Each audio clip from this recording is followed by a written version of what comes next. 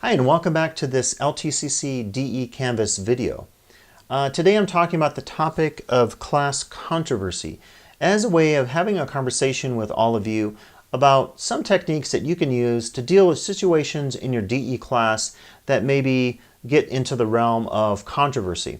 I think one of the things we all know, if we've taught in a face-to-face format and a DE format, is that you can really nip in the bud controversy in a face-to-face class quite quickly. If two students are having a conversation in a class and things get out of hand, you're right there. You can immediately intervene. In a DE class, because we operate in what's called an asynchronous format, which means I get on the computer as a student, I type some comments. The next day, someone else gets on there, they type some comments.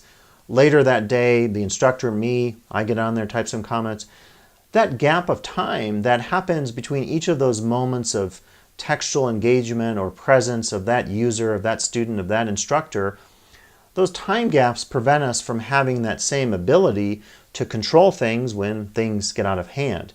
So I'll talk about some approaches that you can take both before the class starts in terms of setting some things up, some undergirding some structures there that offer students rules or ability to understand what your expectations are, including conduct codes, including student discipline codes and so forth. We'll talk about some of that. And then during a class, you can think about some approaches to take if a controversy is developing or even gets out of hand. What are some things that you can do that are useful to bring that class back into the fold such that the students understand that there's a right and a wrong way to discuss controversial topics or to engage with others in the class or to even engage with you in the class. We might even talk about some tips today, some initial tips on what to do if you see some signs that are maybe concerning to you in terms of some psychological issues with your students in the class. So let's jump onto Canvas here and have a conversation about this important topic. All right, so let's go ahead and dive in and talk a little bit about some of the strategies that we can all take dealing with class controversy in our DE class. Again, I'm talking about situations here where students are engaging in discussions or conduct that we could define as not being appropriate to our class. So I'll take you through 4 examples of this: aggressive conduct, offensive, inappropriate, and off topic, and try to problem solve a little bit and have a conversation here about what might be some steps that we could take. Let me say from the beginning that in my new role as a faculty chair of teaching and learning, as we launch this position next year, we will be having extensive seminars, brown bag lunches on campus. I'll be doing simulcast on the web so you can watch along at home. If you don't teach for us physically, you can add your comments and so forth. So by no means is this the end of the conversation. This is a very complex issue and one that I think we'll come back to in quite a few seminars, videos, conversations next year. So this is just to start the discussion about a topic that I think needs to be addressed. So let's go through each of these 4. And this is I have a bit of a disclaimer here saying most of our students are great. This is a very small percentage of our students, but we have to be proactive because all of our faculty matter, whether you teach part-time, full-time, whether you teach an ISP, incarcerated students, DE, or face-to-face. So I'm not trying to suggest in this video that this is the norm. This is the exception, but we have to deal with the exception for one main reason. When someone starts talking in an inappropriate manner in a class, that can often take the classroom dynamic in a very dangerous direction, just in terms of the safety and well-being of both the students in the class and the instructor in that class. I'm coming at this from a perspective of being a cultural anthropologist, and the other side of this is, as a cultural anthropologist, I'm trained to look at human behavior, I'm trained to look at culture. In a lot of cases, at least in cultural anthropology, we look at 2 things. One is the entirety of the reality that we're talking about. So again, even though most of our students are great students and doing wonderful things and not violating some of our core principles of our classroom, some do.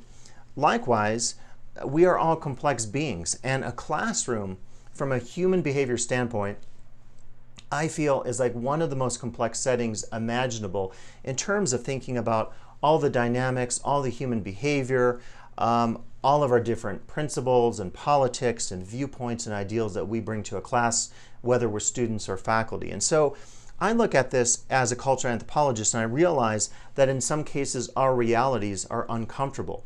If you turn on the news, if you start diving into just the way the world works and how culture is, not everything is nice about the social world. And it's something that I think some of us in the social sciences encounter maybe more on an everyday basis in our lives, in our research, and also in our teaching. And I'm not saying if you don't teach in social sciences, you don't encounter this, but it might be a little less likely, say, in a mathematics class or a chemistry class, just because my sensibility is that you might not be dealing with controversial topics.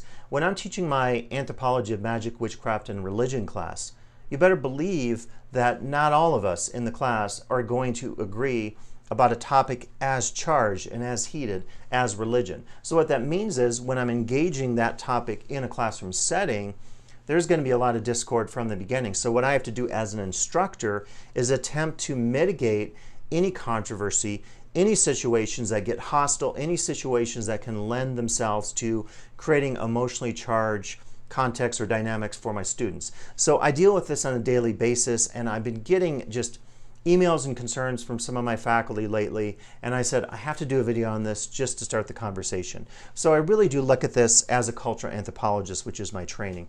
So let me jump through the 4 dynamics or situations. And for each of these are not real situations. I'm preserving the confidentiality of everyone involved, students and instructors. I'm just giving you hypotheticals. They're not going to look like this in the actual DE class. So the first of these is an aggressive student. And this is a student, for one reason or another, gets very aggressive, gets pushy with you, the instructor, maybe challenges your authority. Maybe the student encounters another student on the discussion board and they're talking about a charged topic. I had this recently in a class talking about gun control and gun rights and Fourth Amendment issues. Again, that's very charged. So what tends to happen is one person disagrees with the other person, and then it starts to potentially escalate. Not a total example to apply here, but if 2 people are arguing about politics at a political rally, or 2 people are in a bar, and they might even be arguing about who's the best center in the NBA of all time. Sometimes people get into really heated discussion out in the public arena of everyday life. When it starts to escalate, then you start to worry for the people involved, because it's moved beyond something that's maybe not objective, but at least cordial, to something that could be hostile and even dangerous for the participants involved. So let's say you're having a discussion in one of your classes and it's starting to get really, really heated, and one student writes an offensive comment. A comment like this one, right? This thing that you wrote on a discussion board was total BS, and I disagree with it. Well, that's an immediate opportunity there to do an intervention, to really think about, you probably don't want this level of hostility in an online class. One of the things we have to think about is protecting, just like a work environment. We have to protect the people working in that environment, which would be our part-time or full-time instructors. We also have to protect the students in that class, because no one wants to be subjective to really aggressive comments that are maybe leading people to situations that are potentially unsafe, because people don't feel like they can give an opinion in the class without getting attacked by another person. So it's really important, I think, with the aggressive student to immediately address it and to say, this is not going to be tolerated in my class. I want you to please review my policies and so forth. Now, I'm not going to say right now exactly what the steps are in terms of how to deal with this, because it's going to vary by class. Some instructors will have a policy that's very specific, that takes you through a series of steps as a student. Other instructors will potentially have a policy that is more, maybe not laissez-faire, but more flexible. So I'm not going to be able to identify exactly how to deal with this. I will say, in my role as faculty chair of teaching and learning coming down the road next year, I will be offering some seminars, and I hope to build out something programmatically that will give you some tips about how to integrate things from, I just got my catalog here. Actually, this is an old version, but I really in the future want to build in a conversation about how to refer to the disciplinary procedures that you'll find in our college catalog. Actually, you can check out, there's a second earlier video I did on this very topic, and in that one I dealt with a variety of concerns that are student policy concerns: plagiarism, discipline, grievances, etc. So you can actually refer to that video. It has a little more specifics about the policies, but down the road I will have another video on incorporating some of those policies and having clarity of incorporation into your class shell in Canvas.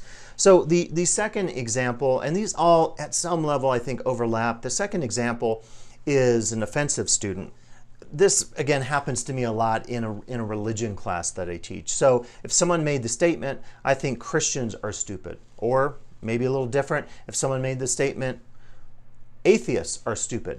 Obviously, this would not be something, I could never see this tolerated in any classroom environment, whether it's a face-to-face class, an ISP class, or a DE class, because it's an insult and it's offensive. It's not factual. It's not based on anything related to the reading. It's not based on taking a position of debate and really wholeheartedly accepting that your fellow debaters will disagree with you, and it doesn't mean they're stupid, it doesn't mean they're wrong, even that. It means that you have a difference of opinion and you agree to have a conversation in the class that is respectful, it's adult-based, it's not focused on ad hominem attacks. And I think one of the problems right now in our culture is if you turn on the TV, if you turn on talk radio, you have these characters, they shout, they yell, they're not focused on facts, they're often focused on conspiracy theories.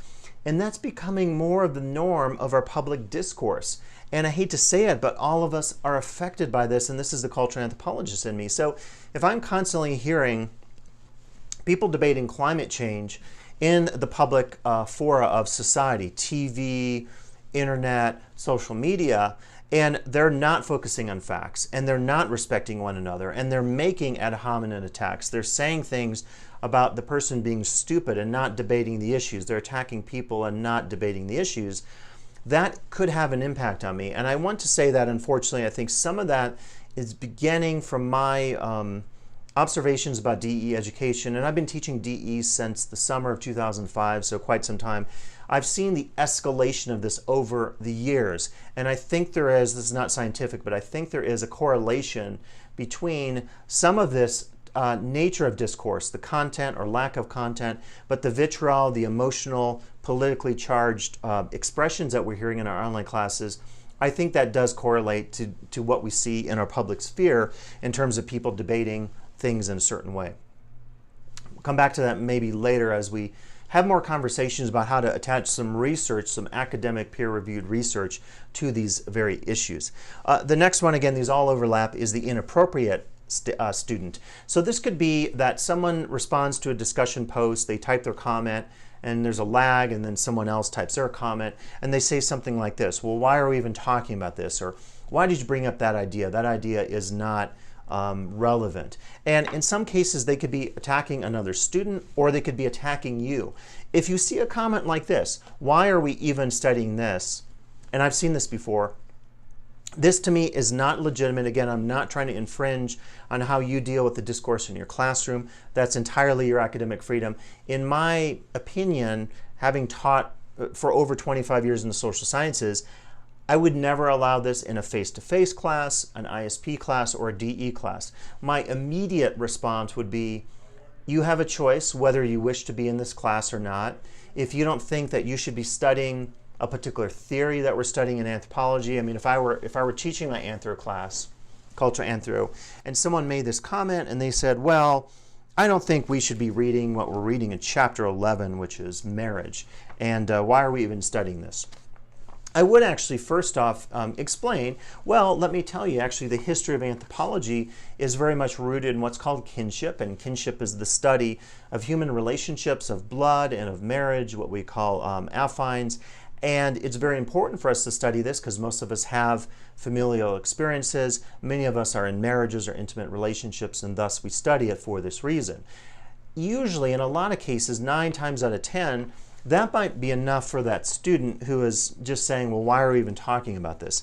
If it continues after that first explanation and the student continues particularly to engage this aggressively. And there's a lot of variation in how we say things, and granted, in terms of linguistic communication, sometimes typing stuff out, like if you get a text message or an email and you, let's say, interpret hostility or emotion or something charged, it could actually be just because speaking may not be, or speaking is a little more expressive in terms of, hand gestures and tone and all the things I can do with my voice.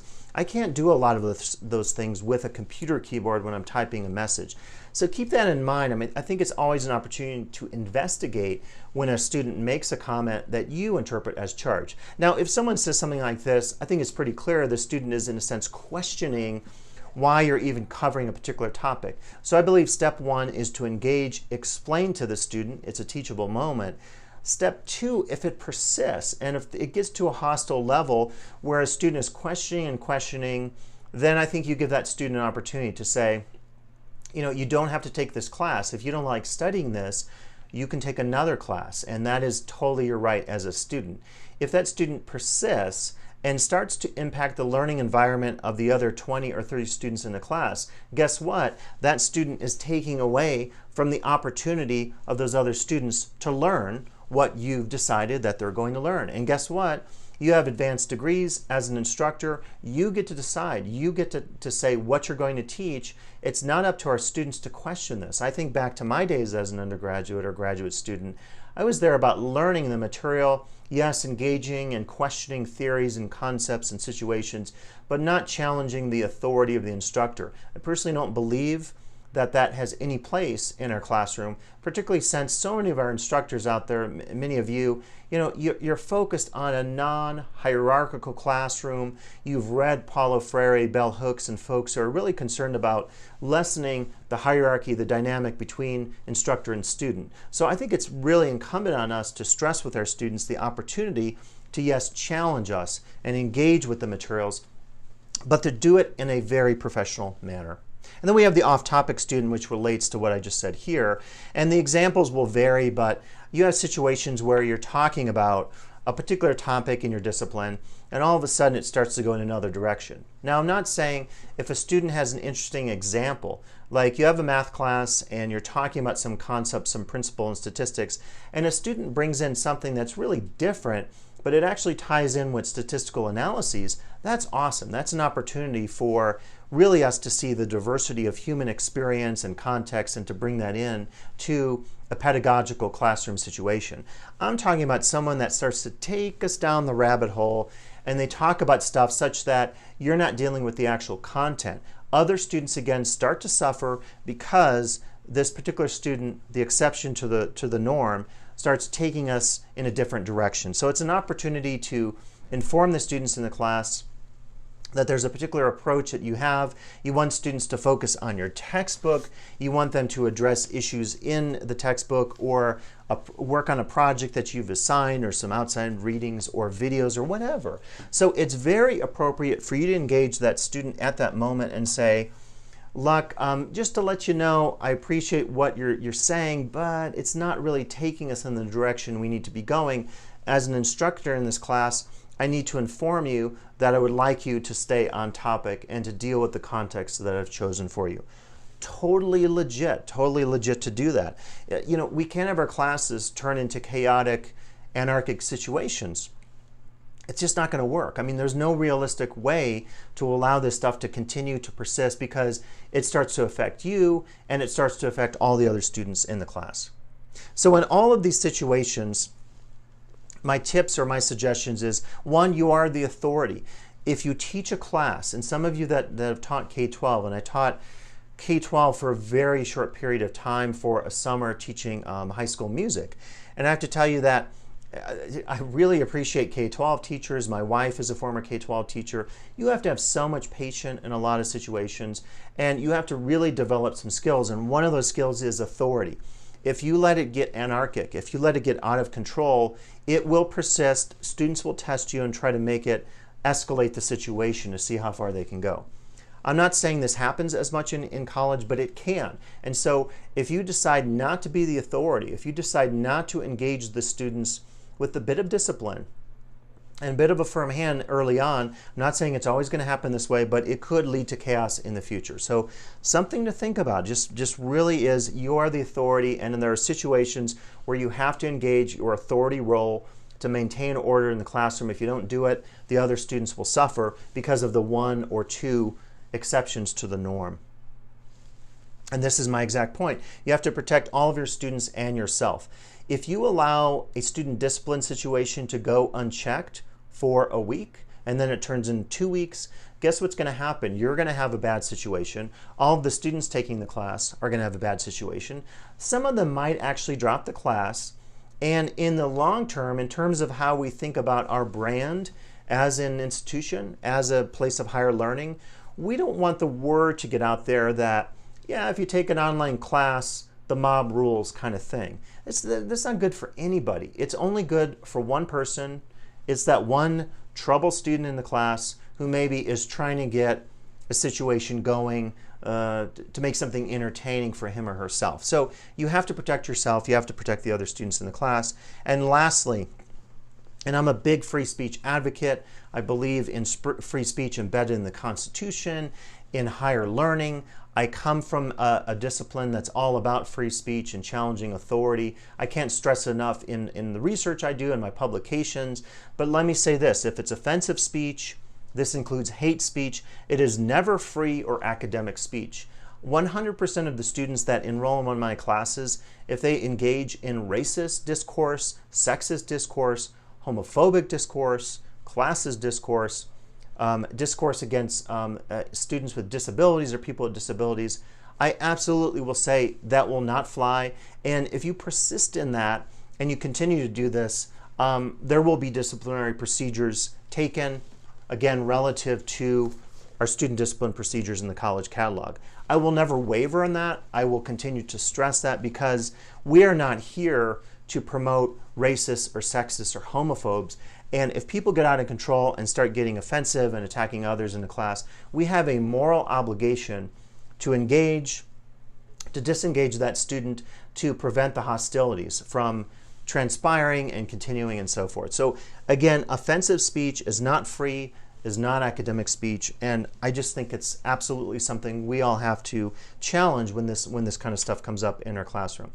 So what are some of the things we can do? Again, I'll give you my tips here, but I really want to emphasize as we roll out some new efforts next year with our part-time and full-time faculty, we're going to talk about this. We're going to have seminars, virtual and in person, and we're going to have conversations and share some of our experiences. But let me just give you some of my tips early on here. First off, I really want to emphasize, clarify your class policies, it's all in caps, before your class begins. If you do a video like this for your students and clarify your policies, if you, in your Canvas shell, have some of your policies laid out, and I have a sample shell set up for you and another video that talks about some of these, guess what? You can immediately incorporate that in your class shell at the beginning, and it's at least there. And then what you can do is refer to it in announcements. You can do a video announcement, and then you can go into Canvas and just hyperlink that page that's in your Canvas shell or module, hyperlink that to the announcement or video, whatever it is you're trying to stress with your students. Clarify all policies before the class begins. During your class, monitor all discussions or other forms of public student communication. So you have to be on top of it. You have to be in your discussion boards with your students. If you don't, poke in and you take a week break to not do that, guess what? You have an offensive situation developing potentially in that discussion board that you're unaware of because you haven't been present in that Canvas discussion. So it's really incumbent on all of us to, I would say, check in on a daily basis in our classes. There's an inherent lag time that happens in an online class, and as a result of that lag time, you have to just make sure that you can nip any situations in the bud that develop, because if you don't, again, things start to get out of control, even though you don't know that something is happening in your Canvas discussion. If an issue develops, address it proactively. And that means you have to really engage quickly with the situation and not let it fester. If you let it fester, escalation starts to happen. That first student who makes an offensive comment, if you have another student who's maybe triggered by that offensive comment, he or she does the same, and all of a sudden you have this vitriol developing in that discussion dynamic, and it's never a place we want to be. So approach it proactively. And these are some tips for proactive approaches. One, remind students of your policies and ask any students involved to correct their behavior. I can't get too specific about this because your policies are going to differ from mine, and the way you engage a student, say at that first level where you say, hey, you know, please don't do this, and here are my reasons, and I just want to make sure you know my policies. But making that initial step and being proactive about it is very important, because I think in 9 times out of 10, you can usually stop the situation or the negative dynamic from persisting over the long term. 2, use tactics of de-escalation. So any of you who have studied this, like social judo, and how not to, if someone's being aggressive with you, and you might encounter this at the grocery store, someone who is just a little bit challenged, and they start to engage other people in a line at a grocery store, the worst thing you can do, most psychologists would say, is to start attacking that person or arguing with them or whatever. If someone is doing that, being aggressive and argumentative, you want to de-escalate it. And so you could start to use more emotive terms. You could start to say things that are a little more passive on your end and verbally. So don't use aggressive voices. So you could use the passive voice and say things like, oh, I'm really sorry you feel this way, and let's have a conversation about how you feel, and I hope you'll understand. And, you know, using those kinds of words, those tones, those connotations of words, usually I think help de-escalate situations.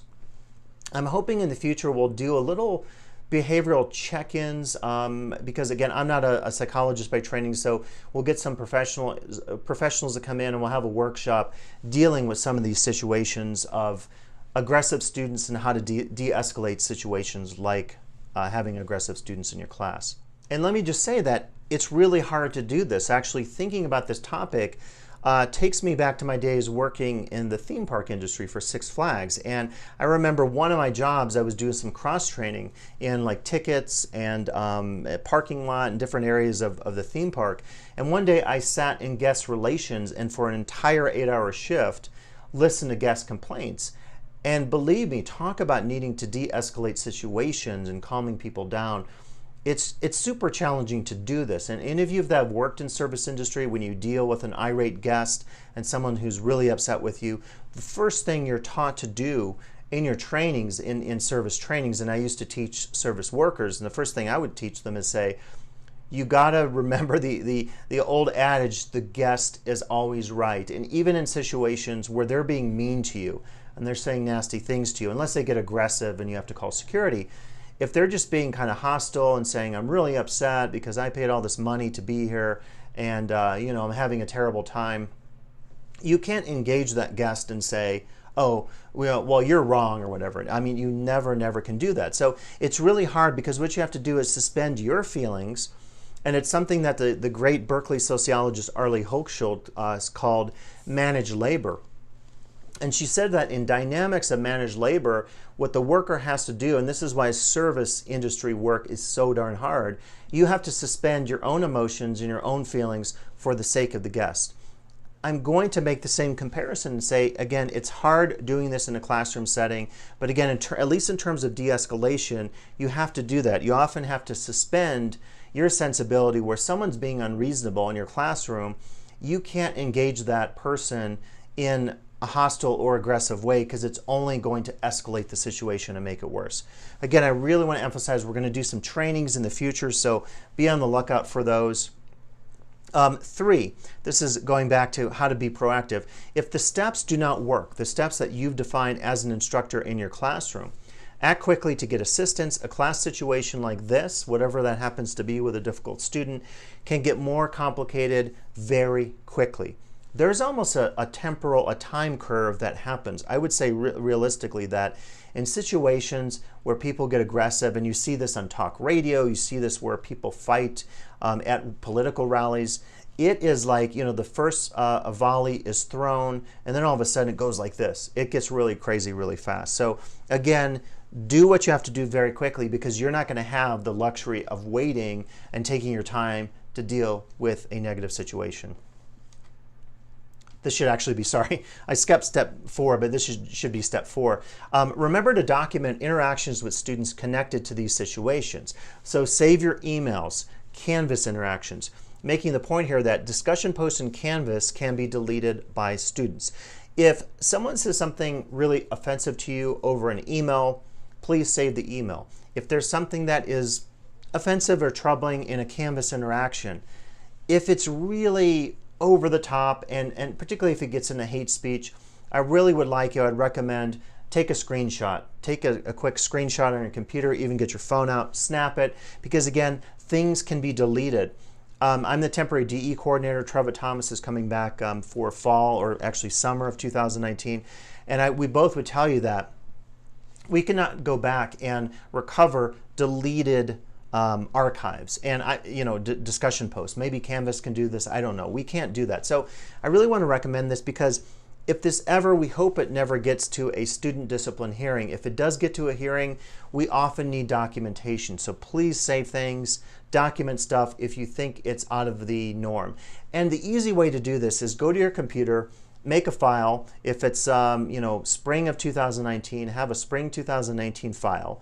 If it's Anthro 102, Cultural Anthropology, make a folder for that. And then after you do those screenshots, or you save the file as a PDF, whatever you want to do, if it's an email, just drag it into that folder. It's really easy to do. You have an archive, and you never know. 2 years down the road, we might call to you as an instructor and say, hey, can you talk about this situation? Because there's a student complaint that was filed relative to a dynamic in this particular discussion on this discussion board. So I really would recommend you to archive and document. Please do that if at all possible in your DE class as you teach it. Again, I really want to say that I'll have more trainings on this topic. I'm really excited to be taking on this new role as Faculty Chair of Teaching and Learning. I'm going to be redoing my entire office here and bringing in some new furniture. We'll do some workshops in here, kind of in smaller groups. We'll have some workshops on campus in our bigger classrooms. And I'll be virtually broadcasting these, so if you're not teaching for us physically, you can participate virtually. You can chime in and type some comments, and we can really have some good conversations about situations like these and others to come. As we roll some of this out, if you could do me a favor, these few things, I would ask you to do this. So in your own teaching, collect some examples of situations that come up. Consider situations related to the subject that you teach. So if you teach economics or business, and I have no idea, but maybe you're talking about one particular concept in economics, and you have someone who is really troubled by that for one reason or another, just kind of document that situation. I want to keep a running list of scenarios or situations, and I probably want to have a chart, like a spreadsheet, where I'll have a discipline. I might have econ, anthro, soc, and I'll have scenarios related to particular topics or circumstances or even activities or contexts in your classroom. So please document those if you would. And again, we'll come back to these later in these workshops. I just want to get a realistic appraisal of some of the things happening in other disciplines, because again, I only teach 2 disciplines, anthro and soc, and I don't know what's happening in your field. So if you could keep a list and send these to me over time, I'll probably ask you for these, maybe do a poll or a survey, and we can come back to these in some of our trainings. Also, I want to really remind you of this. In all situations of these matters, our discussions must protect all the students and instructors in terms of their confidentiality. We'll discuss examples and situations, never specifics or names that could result in any breaking of confidentiality. So if you're going to talk about this in one of our seminars or send me an example, we can do this off the grid. If you want to come into my office or call me on the phone and have a conversation, I can protect the confidentiality of the situation. But I never want this, none of this can ever become public. So I just want to make that very clear. So if you feel that in a future workshop or seminar, you're going to share something that will be so specific that even though you're not mentioning names, we'll know the situation or the example, please do not share that with us. We have to prevent that information from getting out. We have to respect confidentiality of ourselves and of our students. So I really do want to emphasize that. And I'm going to say this, but some closing points. For those of you teaching in DE, we never want the environment of a DE class to be hostile to you. We talk about campus safety in terms of our physical campus. I want to make the point that campus safety must extend to virtual spaces. there's a safety component. Even though you're not physically interacting with one another, you are engaging, and there's a psychological toll that can take an effect on you and your other students in a classroom that is virtual, that involves the discussion of potentially controversial circumstances or situations. Really want to emphasize, we're not alone in this. We all matter, and we all deserve to be treated as a professional by all, including by our students. As I said initially in this video, I think we're talking about the exception, but we know in everyday life that sometimes the exceptions to the norm take a lot of our time. Those of you that do any kind of professional counseling maybe know that if you're dealing with patients or clients who are very challenged and who often are aggressive with you or say inappropriate things, you often spend more time with those clients or individuals that you're counseling than the ones who are nice to you and professional and treat you with respect. So it really is the exception to the norm, but we do have to talk about it because, again, we all deserve to be treated in a very professional manner. So I hope you appreciate just some of the initial context I laid out in this video. Again, I'm being very realistic. I'm really kind of a straight shooter when it comes to these issues. I'm trying to hit this very directly. I'll continue to do this in my new role on campus as I support all of you faculty teaching for us, whether you're doing ISP, face-to-face, or DE teaching, and whether you are a full-time instructor or you teach part-time for us. So there's more to come, and I look forward to more conversations about this topic and many others here at Lake Tahoe Community College. So good luck in all your DE classes, and I'll be back in touch with some additional videos in the future.